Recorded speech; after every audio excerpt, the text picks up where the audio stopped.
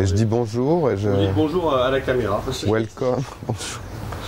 Allez, ça tourne. Et je bouge pas.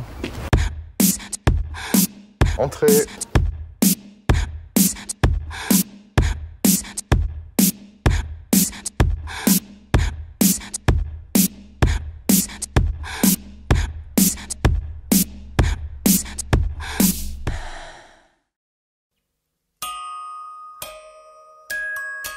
Alors la question de l'inspiration, c'est toujours quelque chose d'un peu délicat dans la mesure où il n'y a jamais de démarche consciente.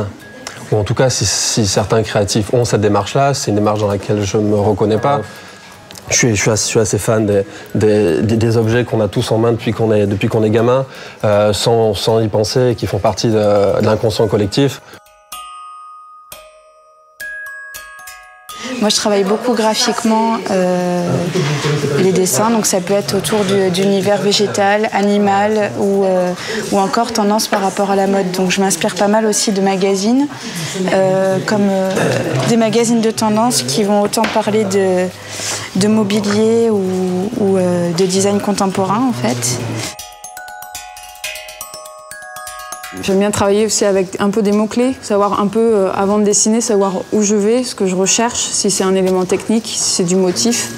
Voilà, c'est noter 2-3 bricoles de mots qui peuvent m'aider, qui me donnent la direction en fait, de la recherche.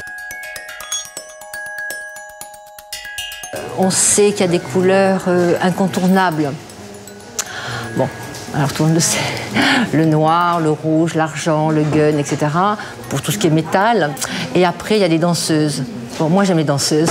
Voilà, ça, c'est la danseuse verte et prune, et comme on voit, avec des cils à l'intérieur. Donc la danseuse, ça va être le crème de lait, ça va être, certains jaunes, des anis. Et puis après, j'aime bien le mélange aussi difficile, parce que je trouve qu'il faut toujours chercher l'impossible, l'inimaginable, aller toujours plus loin, parce que ça fait avancer, ça fait travailler, c'est un jeu de l'esprit, c'est jouer.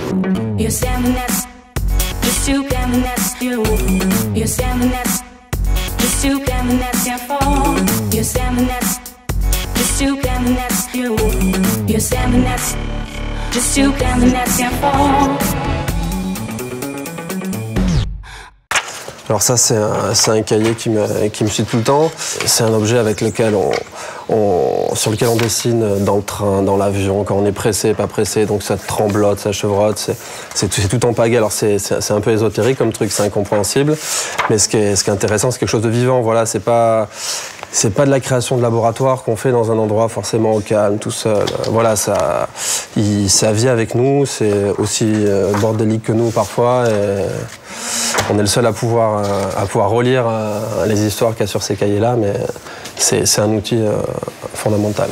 Beaucoup de jeux avec du papier, c'est-à-dire que je vais manipuler du papier, le plier, le froisser, le courber, le mettre en spirale, afin de donner vie à un métal. On a la chance, le fait de travailler en équipe aussi, d'avoir du donnant, du répondant. C'est pas un objet statique, c'est un objet qui se manipule, évolue, voir avec le temps, au fur et à mesure que le porteur va s'en servir. Ça, c'est toujours chouette de voir ce qui se passe. On dessine plein de produits. On va sélectionner au fur et à mesure et on va être à 10, 5, 4, 3, 2, 1. Voilà, mais c'est quelque chose qui se fait souvent en groupe, la décision du produit définitif. Disons que selon les...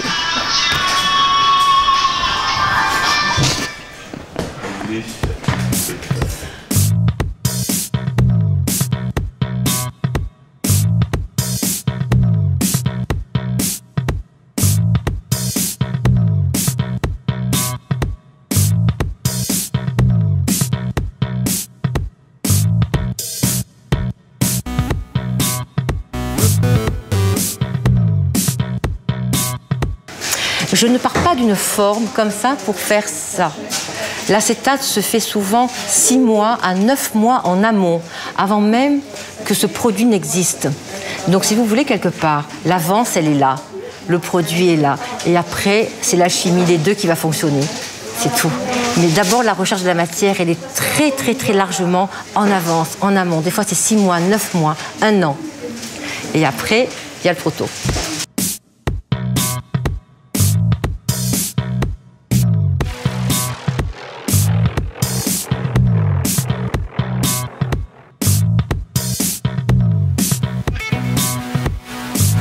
Ce que vous avez vu sur le bureau, en tout petit, c'est là en grand. Donc voici les fameuses feuilles. Tous ces coloris, tous les coloris ici sont exclusifs à Jean-François Rey. Et j'adore ça. Merci.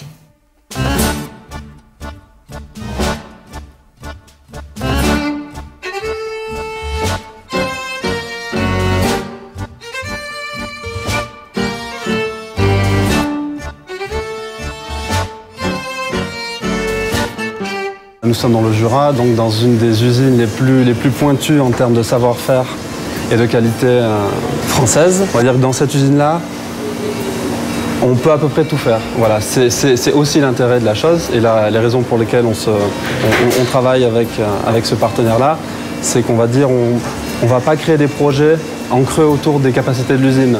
Ces gens-là ont la capacité de s'adapter à notre demande et ils ne nous freineront pas dans nos besoins. L'outil technique n'est pas un frein mais plutôt un moteur ici.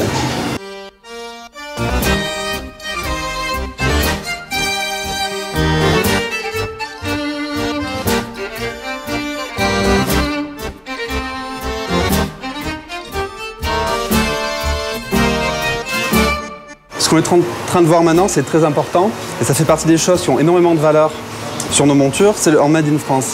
Dans Made in France, c'est quelque part le gage de qualité qui résonne évidemment à l'étranger, en Asie, dans tous les marchés porteurs qui sont ceux qui nous concernent. Donc voilà, c'est bien plus qu'une histoire de douane, de mention légale, on va dire de bureaucratie. C'est un savoir-faire, c'est une légende qu'on vend avec le Made in France.